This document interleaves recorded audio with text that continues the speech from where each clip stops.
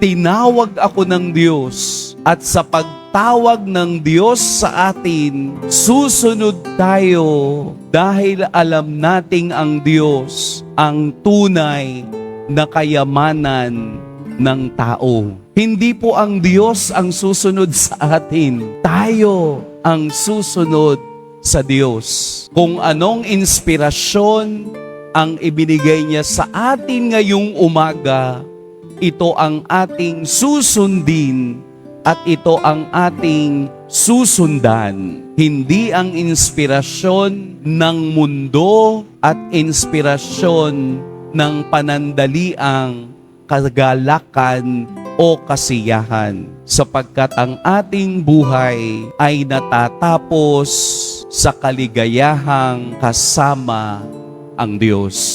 Basta kasama mo ang Diyos, kahit wala kang kayamanan, dama mo ang biyaya at grasya niya ngayon at magpakailanman. Mag-iingat po tayo ngayong araw.